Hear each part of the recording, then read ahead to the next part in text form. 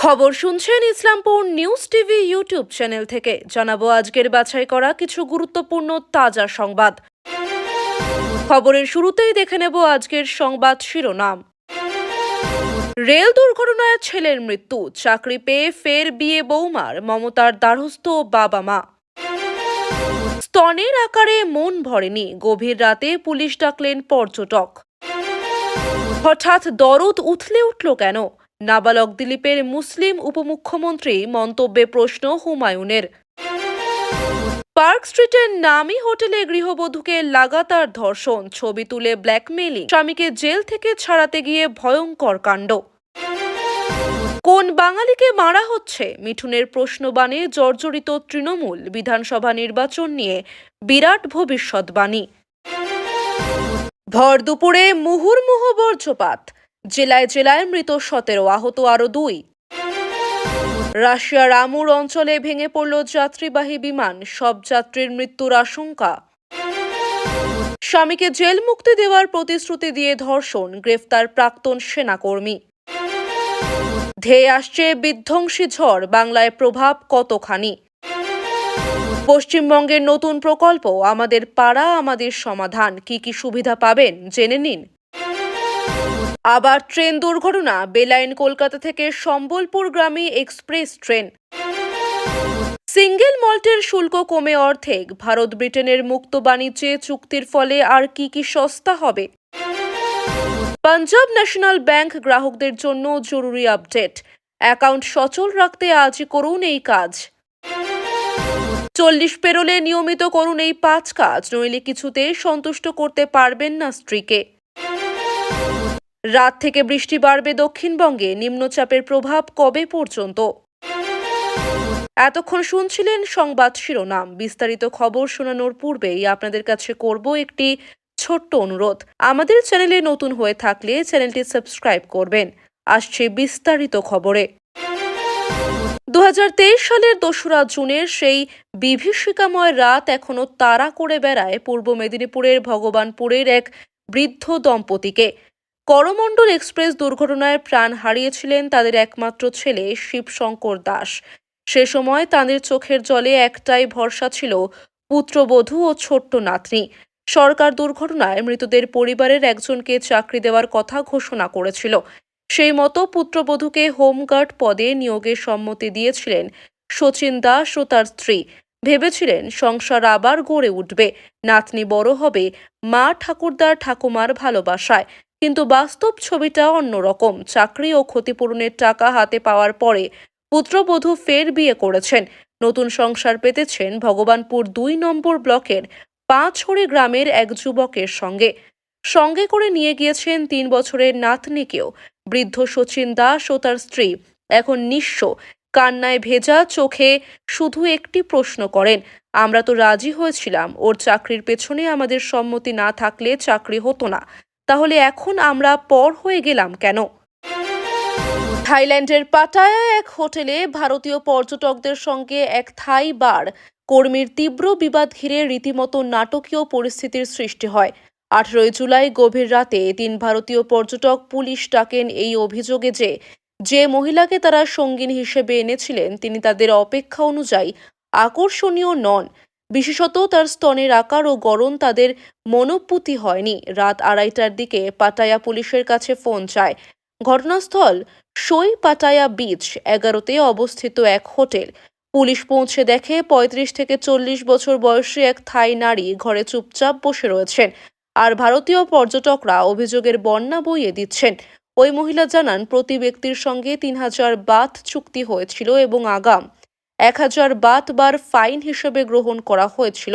হোটেলে পৌঁছে পুরুষরা তার চেহারা নিয়ে আপত্তি তোলেন এবং অবশিষ্ট অর্থ না দিয়ে তাকে ঘর ছাড়ার জন্য চাপ দিতে থাকেন। মহিলাটির বক্তব্য অনুযায়ী তিনি অবশিষ্ট অর্থ চেয়ে ঘর ছেড়ে দিতে রাজি হন, কিন্তু পর্যটকরা জানান তারা টাকা বদলাতে নিচে যাচ্ছেন, অথচ ফিরে আসেন পুলিশের সঙ্গে।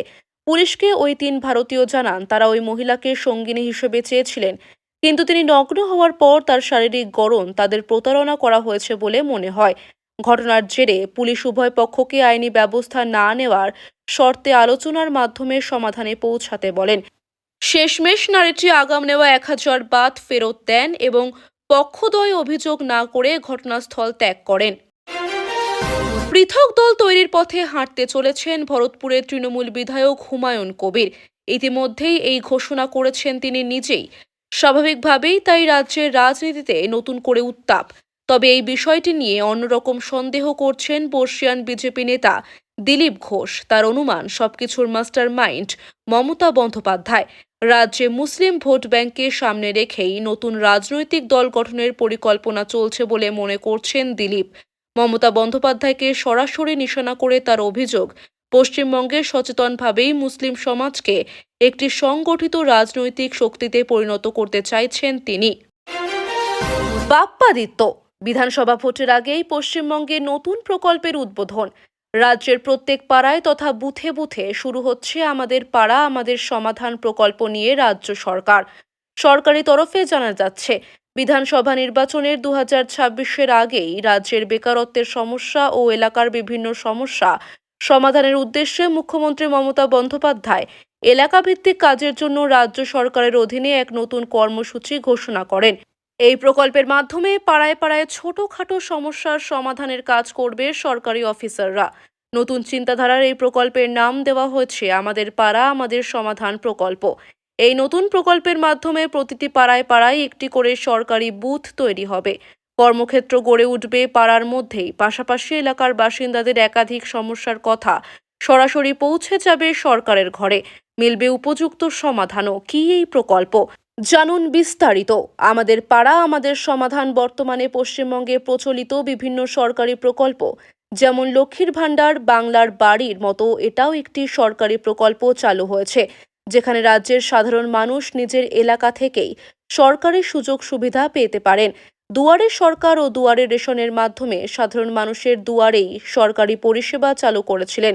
এবারে সরাসরি প্রত্যেকটি এলাকায় সরকারি কেন্দ্র গড়ে তোলার ঘোষণা করলেন তিনি। এই প্রকল্পের মাধ্যমে প্রত্যেকটি পাড়ায় একটি করে রাজ্য সরকারি বুথ তৈরি করা হবে, যার জন্য এক একটি বুথ পিছু সরকার খরচ পড়বে 10 লক্ষ টাকা। গোটা রাজ্যের বিভিন্ন এলাকায় এই প্রকল্প ছড়িয়ে দেওয়ার জন্য খরচ হবে মোট 8,000 কোটি টাকা। মূলত রাজ্যের এলাকাভিত্তিক একাধিক সমস্যার সমাধানের উদ্দেশ্যেই তৈরি হচ্ছে এই সরকারি সহায়তা কেন্দ্র। এর ফলে যেমন একই ধাক্কায় এলাকাভিত্তিক বেকারত্বের হার বেশ অনেকটা কমে যাবে, তেমনি স্থানীয় মানুষের একাধিক সমস্যার সমাধান হবে। প্রকল্পের কথা ঘোষণার সময় মুখ্যমন্ত্রী জানান, ছোট ছোট পাড়ায় হয়তো একটা কলের দরকার, কোনো জায়গায় হয়তো বিদ্যুৎ নেই, একটা পোল বসাতে হবে। এরকম ধরনের ছোট ছোট কাজ, হয়তো একটা স্কুলের ছাদ দিয়ে জল পড়ছে, সেই ছাদটা করে দিতে হবে। এক্ষেত্রে সিস্টেম হচ্ছে আমাদের প্রকল্পে বহু মানুষ অংশ নিয়েছে। যদিও এটা একটা ছোট্ট প্রোগ্রাম, প্রধানমন্ত্রী বারবার বলেছেন আত্মনির্ভর ভারত, কিন্তু কার্যত কিছুই উন্নয়ন হয়নি। আমাদের এই প্রোগ্রাম সারা দেশে প্রথম। এটা এক্সট্রা প্রোগ্রাম। গ্রামের ছোট ছোট সমস্যা সরকারি অফিসাররা শুনবেন। নিম্নচাপের প্রভাব শুরু হয়ে গিয়েছে দক্ষিণবঙ্গে। একবার থেকেই বঙ্গোপসাগরের ওপর নিম্নচাপের প্রভাবে সারাদিন অস্বস্তিকর গরম বজায় ছিল। বৃহস্পতিবার সকাল থেকে কলকাতা সহ দক্ষিণবঙ্গের সকল জেলায় মেঘলা আকাশ লক্ষ্য করা গিয়েছে। কোথাও ধীরে ধীরে, কোথাও বেশি পরিমাণে বৃষ্টিও হয়েছে। আলিপুর আবহাওয়া দফতরের পক্ষ থেকে জানানো হয়েছে, বৃহস্পতিবার রাত থেকে দক্ষিণবঙ্গে বৃষ্টির পরিমাণ বৃদ্ধি পাবে। বৃষ্টির প্রভাব চলবে শনিবার পর্যন্ত। তারপর থেকে বৃষ্টির পরিমাণ কমলেও বজায় থাকবে নিম্নচাপের প্রভাব। আগামী সোমবার পর্যন্ত দক্ষিণবঙ্গের বিস্তীর্ণ এলাকায় ভারী বৃষ্টির পূর্বাভাস দেওয়া হয়েছে। পাশাপাশি জানানো হয়েছে, শুক্রবার থেকে রবিবার পর্যন্ত ঝাড়খণ্ডের বিস্তীর্ণ এলাকায় বৃষ্টির পরিমাণ বাড়বে। খারাপ আবহাওয়ার কারণে পশ্চিমবঙ্গ ও উত্তর ওড়িশা উপকূলের মৎস্যজীবীদের সমুদ্রে যেতে নিষেধ করা হয়েছে। খারাপ অফিসের পক্ষ থেকে জানানো হয়েছে, নিম্নচাপ ও ঘূর্ণাবর্তের কারণে দক্ষিণবঙ্গের বৃষ্টির পরিমাণ বাড়বে। বৃহস্পতিবার উপকূলবর্তী 24 পরগনা এবং পূর্ব মেদিনীপুরের কিছু জায়গায় ভারী থেকে অতি ভারী বৃষ্টির সম্ভাবনা থাকছে। সঙ্গে বজায় রয়েছে আর্দ্রতাজনিত অস্বস্তি।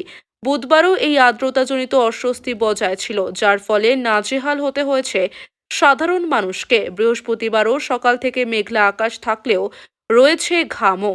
অফিসের পক্ষ থেকে জানানো হয়েছে, শুক্রবার পশ্চিম মেদিনীপুর, ঝাড়গ্রাম, বাঁকুড়া ও পুরুলিয়া জেলায় কমলা সতর্কতা জারি রয়েছে। বৃহস্পতিবার ভারী বৃষ্টির সম্ভাবনা নদিয়া, মুর্শিদাবাদ, পশ্চিম মেদিনীপুর, ঝাড়গ্রাম, বাঁকুড়া ও পুরুলিয়া জেলায় বৃহস্পতিবার সকাল থেকে দক্ষিণ দিনাজপুর ও মুর্শিদাবাদ জেলায় ঝড় বৃষ্টি শুরু হয়েছে।